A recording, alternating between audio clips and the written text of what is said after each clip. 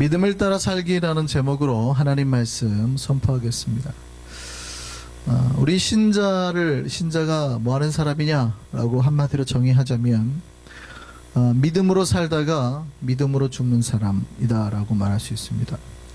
성경에 나온 우리 믿음의 선조들은 딱 그거예요. 오늘 히브리서 11장이 믿음장 아닙니까?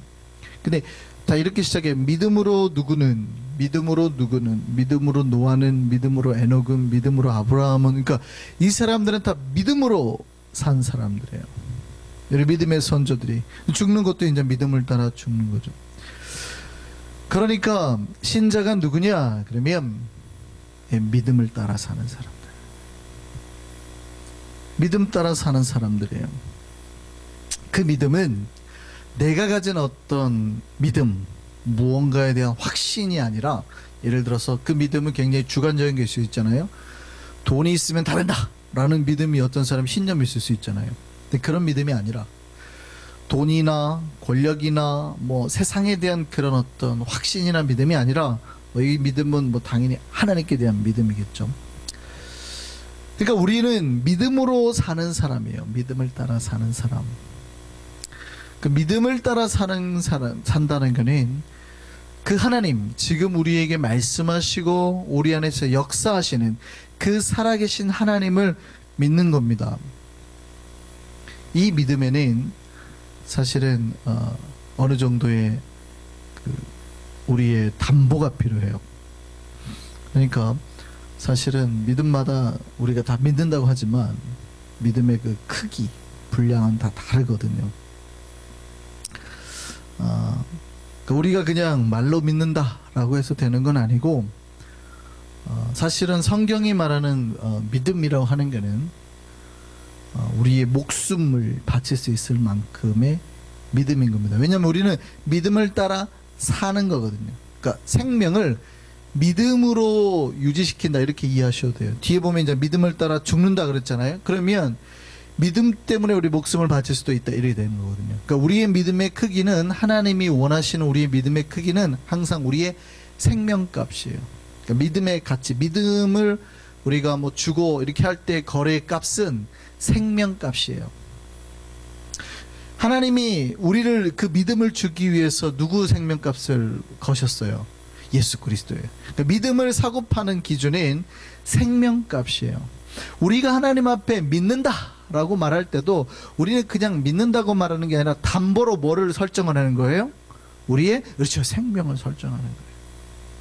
이게 기본이거든요. 사실 우리가 신앙에서 하나님을 믿는다라고 하면 우리 생명을 딱 걸고 시작하는 거예요. 그런데 많은 분들이 믿음을 그냥 우리의 말이나 아니면 우리가 일주일에 뭐 10불, 20불, 100불 하는 그 헌금값 정도로 이해하시는 경우가 있어요. 내가 100불 했으니 하나님 앞에 내 믿음을 다 보였지라고 생각하시는 분들이 있어요. 그거는 내가 내 생명을 바친 하나님에 대한 감사의 표정이지, 그 10불, 20불, 100불이 우리의 믿음의 증거는 아닌 거거든요. 그것보다 훨씬 커야 돼요. 우리는 훨씬 큰 거를 바치는데, 바칠 수 있는 사람인데, 내가 가진 것의 그 포션을 좀 떼서 드림으로 그거에 대한 증거로 삼을 뿐이에요. 그러니까 믿음값은 언제나 뭐예요? 생명값, 담보예요. 우리의 담보는 생명을 거는 거예요. 그게 믿음입니다. 성경은 증인이라는 말을 쓰잖아요. 우리가 예수의 증인이 된다라고 할 때도 그 예수의 증인이라는 얘기에는 목숨 바치라는 얘기거든요. 예수가 하나님의 아들이 아니면, 만약에 예수가 진짜 죄인이면 내가 죽겠습니다 그런 거거든요. 그러니까 내가 예수의 증인으로 살 때 예수가 진짜 죄인이면 내가 죽어야 되는 거예요. 대신 죽어야 되는 거예요. 그러니까 옛날에 그 로마에 보면 그랬잖아요. 자기 친구가 사형을 당하는데 엄마를 보고 싶은 거예요. 아프다 그러니까 갔다 오게 해달라. 근데 안 보내주는 거죠. 근데 친구가 나서서 그러면 제가 대신 이 아이 위해서 감옥에 있겠습니다. 만약에 사형 집행일까지 안 오면 제가 죽겠습니다 그러잖아요. 근데 친구가 와요 안 와요? 주변 사람들은 다 비웃었죠. 안 올 거라고. 근데 기어이 왔잖아요. 그거 친구를 위해서 내 목숨을 내놓는 거, 이게 믿음이에요. 그 친구에 대한 믿음. 우리가 하나님을 믿는다고 할 때는 그 신뢰, 하나님 앞에 내 목숨을 바치는 신뢰를 포함하는 걸 믿음이라고 해요. 1800년대에 블론딘이라는 고개사가 있었습니다. 이 사람이 나이아가 폭포를 그물이 없이 건너서 유명해졌죠. 그러니까 줄 하나를 놓고 수레 같은 거 이거 하나 이렇게 그 위로 건너 그냥 유명해졌는데, 이 블론딘이 나이아가라를 지나가려 할 때요, 많은 사람이 모여서 봤습니다. 그때 수레에다 뭘 실었냐면 시멘트를 심고 이렇게 외바퀴 수레를 밀고 이제 밧줄을 갔습니다. 딱 건너고 난 다음에 블론딘이 그랬어요. 사람들이 막 환호를 하니까 내가 밧줄 위에서 무엇을 다 하든 다 할 수 있다고 믿으십니까? 사람들이 다 어떤 한 기자가 나와서 믿는다 그래요. 그러니까 블론딘이 그럽니다. 그러면 내가 이 시멘트 대신에 한 번도 밧줄을 타보지 않은 사람을 내가 이 수레 대신 태우고 가도 갈 수 있다고 믿으십니까? 그랬더니 그 기자가 그래요. 그럼요. 그럴 거라고 믿습니다. 그랬어요. 그러니까 그 블론딘이 그랬습니다. 좋습니다. 그럼 타십시오, 기자님. 기자가 탔을까요? 안 탔을까요? 안 타고 도망갔대요. 그걸 믿음이라 할 수 있을까요? 없을까요? 그러니까 내가 누군가에 대한 확신, 신뢰를 가졌다 해서 그거를 믿음이라고 하지는 않아요. 우리가 성경이 말하는 믿음, 그러니까 일반적으로는 우리가 믿음이라는 말을 쓸 수 있지만, 믿습니다라고 말을 할 수 있지만, 그것이 성경에서 말하는 믿음은 아니에요. 그러니까 하나님이 우리를 믿으라 그럴 때는 하나님이 이거 할 수 있을까요? 없을까요? 믿어요. 그런 믿음이 아니라, 만약에 그 믿음에 우리의 목숨을 담보로 넣으세요 해도 할 수 있겠냐고 언제나 하나님은 묻는 거예요. 예수님은 그 담보로 우리를 위해서 죽으셨잖아요. 그러니까 믿음의 값은 언제나 뭐예요? 목숨 값이에요. 제가 여러분 앞에 쉽게 말하면 하나님 믿으십니까? 그러면 여러분이 하나님 뭐 할 수 있는 걸 믿으세요, 그렇게 받아들이시는 것 같아요. 어떨 때는 믿어요 하는데, 사실은 제가 여러분한테 하나님 믿으십니까? 라고 묻는 거는 하나님 위해서 죽을 수도 있으시겠어요? 이거 묻는 거거든요. 성경은 언제나 믿음에 대해서는 목숨값입니다. 찬송가 537장 2절의 가사가 이렇게 되어 있어요. 온 인류 마귀 계율로 큰 죄에 빠지니 진리를 띠고서 늘 기도드리세 참 믿고 의지하면서 겁없이 나아갈 때에 주 예수 믿는 힘으로 온 세상 이기네. 믿음이 이기네. 믿음이 이기네. 주 예수를 믿음이 온 세상 이기네. 우리가 세상을 이길 수 있는 그 믿음의 크기는 내가 단지 예수 그리스도를 믿는다는 게 아니라 예수가 날 위해 목숨 바친 그 가격만큼이에요. 그럼 내가 예수를 얼만큼 믿어야 돼요? 내 생명 바쳐서 믿어야 돼요. 이 힘이 세상을 이기게 하는 거예요. 이 신뢰, 이 크기만큼의 신뢰가 세상을 이기는 거예요. 마귀하고 싸울 때는 단순히 내가 마귀를 믿습니다가 아니라 진짜 예수를 믿을 때 내 목숨까지 바치겠습니다라는 그 믿음이 마귀와의 싸움에서 이기게 하는 거예요. 우리가 진짜 그 믿음 소유하며 살아갈 수 있는 저와 여러분 되기를 바랍니다. 그럼 믿음이 뭔가 한번 생각해 보시죠. 믿음이 뭘까요? 믿음은 어디서 난다고요? 믿음은 들음에서 나면 이렇게 돼 있잖아요. 근데 그 들음이라는 게 단순히 우리가 성경 말씀을 듣는 것을 말하는 걸까요? 첫 번째가 하나님 말씀 듣는다는 의미예요. 하나님 말씀을 들어야지 된다는 얘기예요. 그 말은 맞는데 오늘날 많은 교회분 다니시는 분들이 믿음에 대해서 오해하시는 게 있어요. 믿음 있다 하면은 예배당 와서 앉아서 듣고 있는 거를 믿음 있는 거라고 생각하시는 경우가 있어요. 믿음은 그 듣는 겁니까? 청취하는 거냐 이 말이죠. 믿음이 청취하는 걸까요? 아니면 듣고 결단하고 행하는 걸까요? 그러니까 왜 듣냐 이 말이죠. 단순히 청취하고 내가 즐겁기 위해서, 예를 들어서 재밌는 라디오 있잖아요. 그걸 듣고 내가 듣고 청취하고 행복하기 위해서 듣는 거예요? 아니면 어떤 메시지 하나를 듣고 내 인생의 지표로 삼아서 그거를 행하기 위해서 듣는 거예요? 다시 한번요.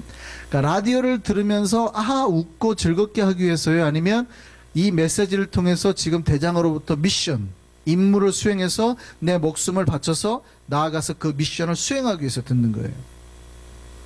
네, 두 번째예요. 여러분이 듣고 하하하하 웃고 목사님 설교 재밌네 하려고 듣는 게 아니라 하나님이 도대체 오늘은 나에게 어떤 미션을 던지시는가. 군인이 마치 무전을 듣듯이 띠디띠디 오늘은 어디를 폭파해라. 그러면 가서 목숨 걸고 폭파해야 되는 그 메시지를 듣는 거예요.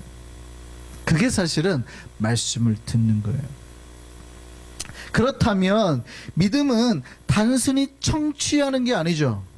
청취하는 데서 있는 게 아니라 나에게 들려온 그 말씀을 듣고 나가서 행하는 데, 순종하는 데 있는 겁니다.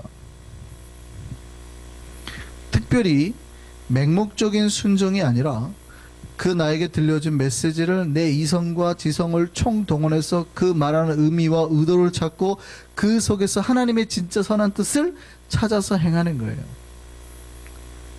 지난주 우리가 설교 때 제가 했지만 올꾸니처럼 너 오늘 강서 좀 갔다 와야겠다. 그랬더니 주인이 어떤 의도로 하는 말도 모르고 우선 갔다 오는 거예요.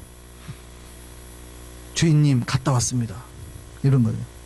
잘한 거예요? 잘못한 거예요? 되게 이상한 거지. 너 오늘 강서 갔다 올 일 있다. 강서 좀 다녀와야겠다. 그러면 이제 뭔가 편지를 써가지고 보내려고 그러는데 얘는 이미 갔다 온 거예요. 그죠? 어디 갔다 왔는데? 강서 갔다 왔는데 진짜 강서 발 찍고 오는 거예요. 이걸 믿음이라고 할 수 있어요? 없어요? 이게 아니에요. 그런 맹목적인 믿음이 아니에요. 얼마 전에 올해 1월 달에 나온 겁니다. 한 달 전에 경북인가요? 경상도에서 어떤 사람이 절에 들어가 가지고요 불상을 싹 파괴해 버렸습니다. 다 깨버리고 넘어뜨렸어요. 기독교인이에요. 개신교인이에요. 신의 계시를 받고 하나님의 계시를 받고 종교적 신념에 따라서 행동했다고 말했습니다. 자, 잘한 걸까요? 잘못한 걸까요? 어떻게 보면 잘한 거 아니에요? 하나님 말고 다른 신을 섬기면 안 되니까 다른 신을 다 파괴한 거예요. 기드온도 여룻바알이라 그래서 다른 신상을 다 파괴했잖아요. 성경 우리가 그런 걸 읽고 다르가 가지고 하나님 외에 다른 우상을 다 파괴하는 거예요. 괜찮은 거예요? 안 괜찮은 거예요? 이 사람이 믿음이 좋아요? 안 좋아요? 이게 잘 생각하셔야 돼요. 여러분, 우리가 만약에 주변에 모슬렘 사원이 있어요. 그러면 법적으로 문제가 없다 그러면 저거 파괴해도 돼요?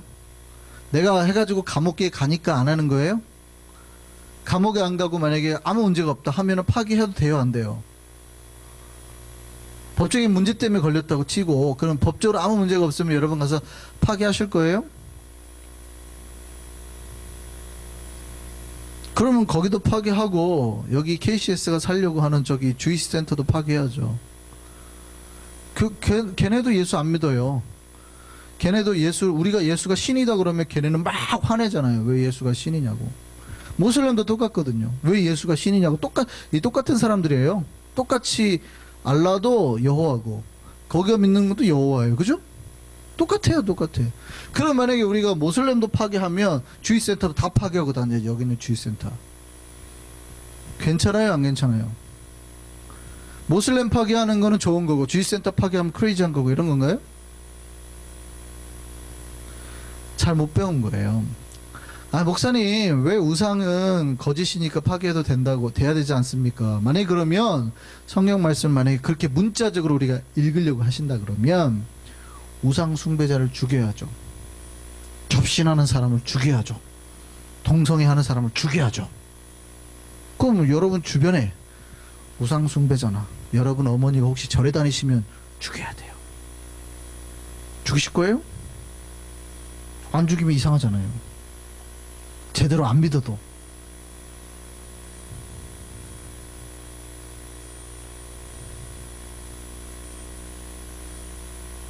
완전 잘못 이게 그러니까 내 말씀이 들려온다고 그래서 하나님 말씀이 들린다고 그래서 이것이 옳은지 그런지 왜 그 얘기를 하셨는지 이것이 오늘날에 우리에게 주시는 메시지는 맞는지 예수는 어떻게 해석했는지를 전혀 고려하지 않고 맹목적으로 옳구나 오늘 강서 좀 갔다 와야 되겠다. 갔다 온 거예요. 그냥 왜 갔다 오라고 했는지 또 이해 안 하고 그 불상을 파괴한 사람이 60대였는데요. 정가 51범이었대요. 우리가 생각하면 아주 이상한 사람이다 라고 생각할 수 있지만, 사실은 아직도 한국의 어느 교회들은 직분자들이 집단적으로 그런 거를 막 이렇게 부수고 하시는 분들이 있어요. 목만 치고 다니시는 분들이 있잖아요. 산속에 문화재인데 목을 쳐가지고 그냥 불상 목을 쳐가지고, 이순신 장군 목을 쳐가지고 그냥 학교에 이순신 장군이 있던 목을 쳐가지고 그냥 애들이 학교 들어가면 그 우상 본다고 목을 쳐가지고, 애들이 아침 학교 등교해서 얼마나 놀라겠어요. 목 없는 이순신 장군 보면. 하나님 말씀을 오해한 거예요. 잘못 하는 거죠. 그러니까 이런 믿음이 아니에요. 이런 잘못된 믿음이 아니라 단순히 듣고 이해하는 게 아니에요. 그러니까 믿음은 단순히 들려온 말씀에 듣고 이해하는 거 아니에요.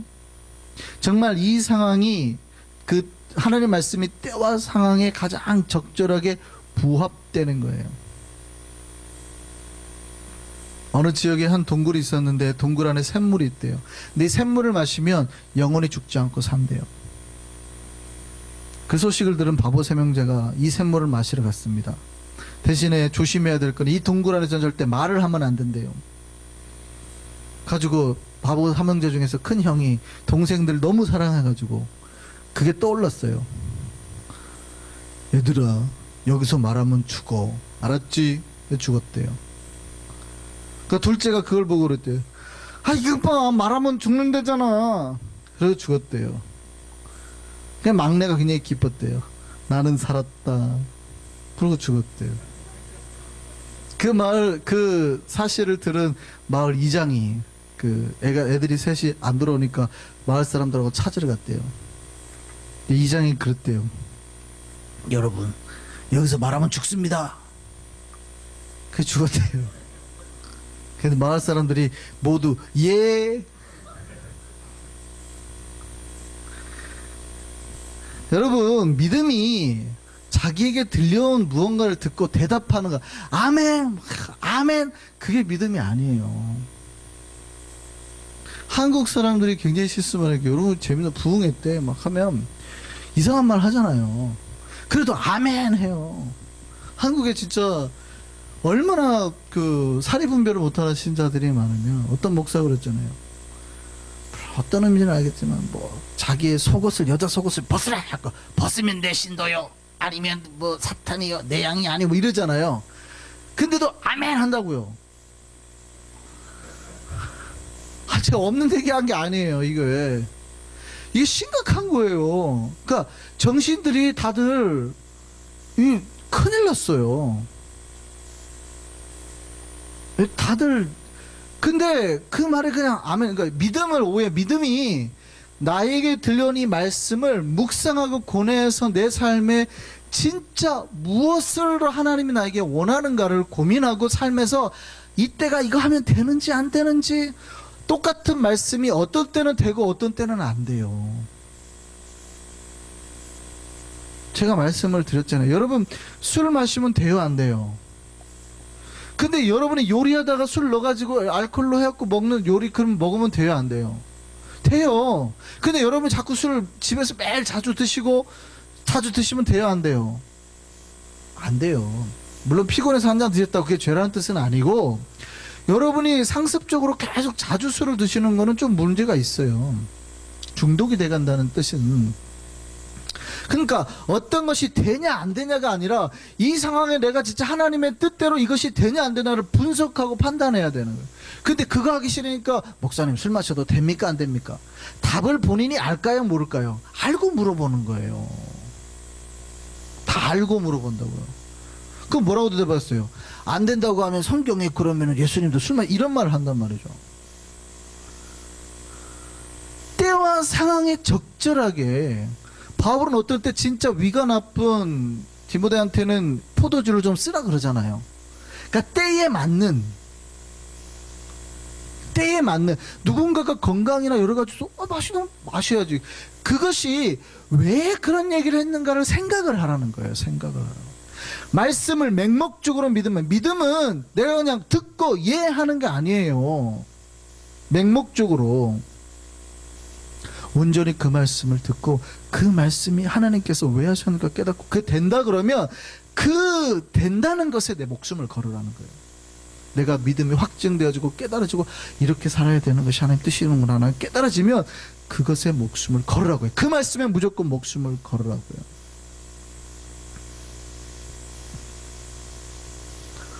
물론 우리 교회는 사실은 좀 믿습니까? 하면 아멘 하는 것도 좀 필요해요. 우리 교회는 너무 없어요. 우리 교회는 너무 없죠. 제가 그걸 좋아하는 건 아닙니다. 근데 물론 기본적으로 그분들의 마음은 순수해요. 근데 순수하다고 해서 그것을 믿음이 좋다 말하기는 어렵다 이 말이에요. 하나님이 진짜 말씀을 깨닫고 그 말씀이 원하는 바대로 뜻하는 바대로 우리가 순종을 해야 된다 이 말이죠. 그 말씀이 깨달아지면 거기에 우리의 목숨을 얹으시라는 거예요. 신자는 자 처음으로 돌아가겠습니다. 어떤 사람이라고요?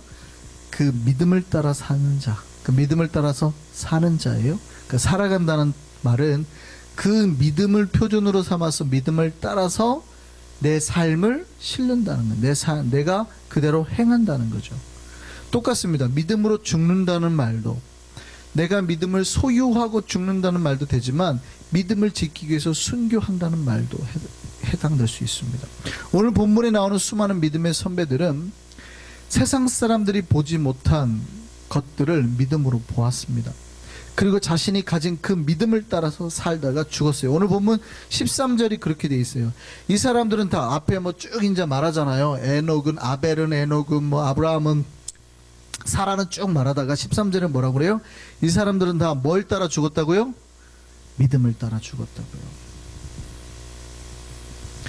신자는 뭐 하는 사람이에요? 믿음 따라 살다 믿음 따라 죽는 거예요.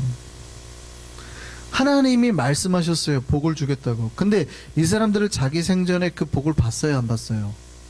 안 봤어요.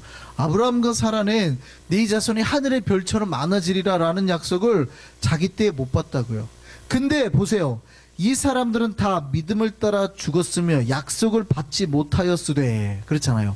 자기 생전에는 그 약속을 받지 못했어요. 약속의 땅 가나안 땅 들어가겠다 하는 약속을 자기 때는 받지 못하였으되 라고 말하잖아요.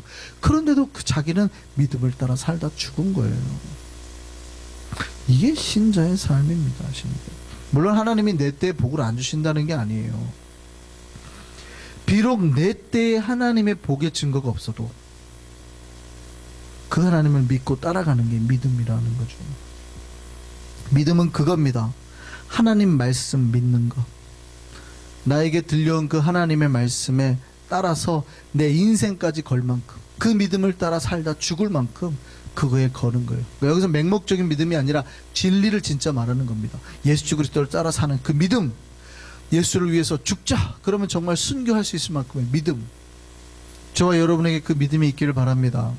얼마나 믿음이 있는지 다시 한번 체크해 보시죠. 제가 예전에 이 말씀 드린 적이 있는데, 어떤 목사님이 산에 가다가 미끄러져서 낭떠러지에 매달렸대요. 떨어지다가 소나무 하나 딱 붙잡고 있어요. 절벽에서. 그래서 위에다 소리쳤습니다. 거기 위에 누구 없어요? 살려주세요. 살려주세요. 그때 어디선가 소리가 들리는 거죠. 내가 여기 있다 하더라. 누구세요? 나는 하나님이다. 하나님 살려주세요. 살려주시면 충성을 다하겠습니다. 그래 알았다 하더라. 나뭇가지를 놓아라. 야, 이 음성이 들렸습니다. 어떻게 할까요? 아들아, 나뭇가지를 놓아라. 여러분에게 그 음성이 들렸습니다. 어떻게 하시겠습니까? 여러분 절벽에 매달려 낭떠러지에 매달려 있는 나뭇가지를 놓아라. 놓으실래요? 안 놓으실래요? 목사님이 그랬대요.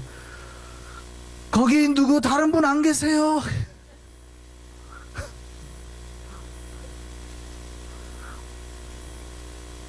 여러분, 우리가 믿음을 가지고 있다 하지만 그 믿음을 진짜 실천하는, 행하는 게 어려워요. 왜냐하면 믿음은 뭘 걸어야 된다고요?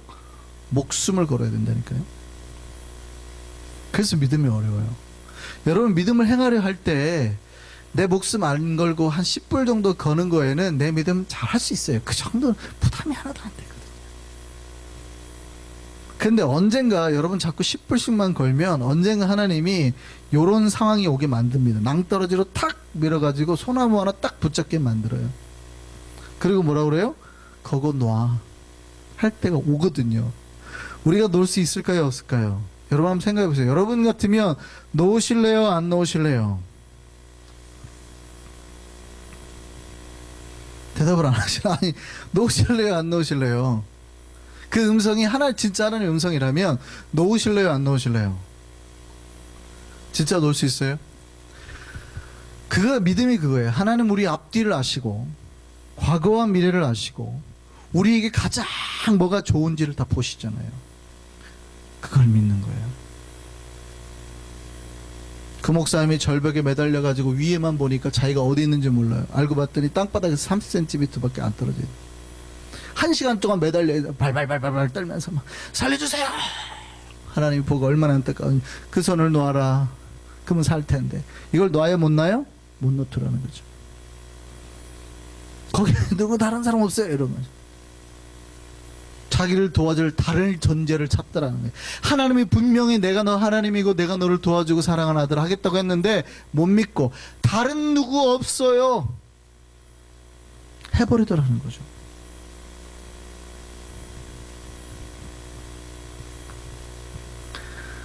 오늘 우리의 말씀 히브리서 11장은 이렇게 말합니다. 믿음이 없이는 하나님을 기쁘시게 하지 못한다. 이 말씀 꼭 기억하셨으면 좋겠습니다. 뭐라고요? 믿음이 없이는 하나님을 기쁘시게 하지 못한다. 여러분이 하나님을 기쁘게 하고 싶어요. 여러분이 하나님 마음이 기쁘면 우리에게 복이 쏟아져요. 근데 여러분 하나님을 기쁘게 하는 방법이 뭐예요? 여러분이 믿음을 가졌습니다. 그 믿음은 얼마만큼의 믿음이에요? 언제나 목숨값. 하나님 우리에게 그 믿음 요구하십니다. 여러분 하나님 앞에 나아가려고 할 때 하나님 우리에게 첫 번째 요구하시는 게 그 믿음이에요. 오늘 본문에 그렇게 말합니다. 믿음이 없이는 6절 말씀에 믿음이 없이는 하나님을 기쁘시게 하지 못하나니 하나님께 나아가는 자는 반드시 그가 계신 것과 하나님 살아계신 것 그거만 믿으라는 거예요. 두 번째, 당신을 찾는 자에게 상 주시는 분이시라는 거예요. 오늘 우리에게 그 믿음이 있기를 바랍니다. 하나님 살아계세요. 그리고 하나님께 나아가는 자, 믿음을 가지고 나아가는 자에게 상 주시는 분이심을 믿으시기 바랍니다. 예, 믿음은 바라는 것들의 실상이라고 했습니다. 믿음은 내가 소망하는 것들을 확실하게 만드는 힘이 있다는 거예요. 비록 내가 소유하지 못했지만 그것을 실물로 확인하듯 만들어주는 거라고요. 여러분이 하나님을 육신의 눈으로 본 사람은 단 한 명도 없죠. 그런데 우리가 믿음의 눈을 가지면 그 하나님이 실제가 되어서 우리 안에 들어오고 역사되고 하나님의 힘이 실제가 되어서 내 안에서 실제 드러난다 이 말이에요. 그러니까 믿음을 가진 사람은, 믿음의 눈을 가지고 주님을 바라본 사람은 사실은 믿음이 없는 사람에게는 그것이 능력이 안 되는데 믿음의 눈을 바라보고 하나님의 능력을 바라보는 사람은 그 능력이 실제가 돼서 우리한테 온다는 거예요. 그 말이에요. 오늘 히브리서 11장 말씀이 그거예요. 믿음은 바라는 것들의 실상이라는, 믿음은 내가 바라고 소망하는 것들의 확증이요, 실제요, 이 말은 실물이라는, 공동 번역은 실물이라고 되어 있고 새 번역은 확인이라고 되어 있어요. 확신이라고 되어 있는 거예요. 믿음을 가지면 내 눈으로 다른 사람은 못 보던 흐릿한 것이 실제가 돼서 나한테 온다는 거예요. 우리 안에 그 믿음이 있기를 바랍니다. 하나님은 언젠가 우리에게 요구하세요. 네 믿음이 얼만큼이냐, 네 믿음을 증명해라. 우리가 하나님을 기쁘시게 하는 것에 대해 믿음이라고 그랬잖아요. 근데 하나님은 반드시 우리에게 언젠가 믿음을 요구합니다. 자 보세요, 5절 말씀 한번 보실까요? 믿음으로 에녹은 죽음을 보지 않고 옮겨졌으니 하나님이 그를 옮기심으로 다시 보이지 아니하였느니라. 그는 옮겨지기 전에, 하나님의 은혜를 받기 전에 뭐래요? 하나님을 기쁘시게 하는 자라 하는 증거를 받았다. 하나님을 기쁘시게 하는 증거가 뭐예요? 믿음이 없이는 뭐가 안 된다고요? 하나님을 기쁘시게 하지 못한다. 그러면 에녹은 그가 하나님을 기쁘시게 하는 자는 증거를 받았다고, 하나님이 그 얘기는 뭐예요? 하나님이 에녹에게 뭐가 있다을 봤다고요? 믿음이 있음을 한번 체크업을 하셨다는 거예요. 그러니까 에녹은 죽지 않고 하늘로 올라갔는데 올라가기 직전에 그가 하나님 앞에 믿음이 있는지 없는지 보였다 이 말이에요. 네 믿음을 보여봐 했다 이 말이에요. 하나님이 너의 진짜 믿음이 있어 보여봐. 근데 믿음은 보였단 말이죠. 에녹은 보였단 말이죠. 그 믿음. 그리고 하나님을 기쁘게 했다 이 말이에요.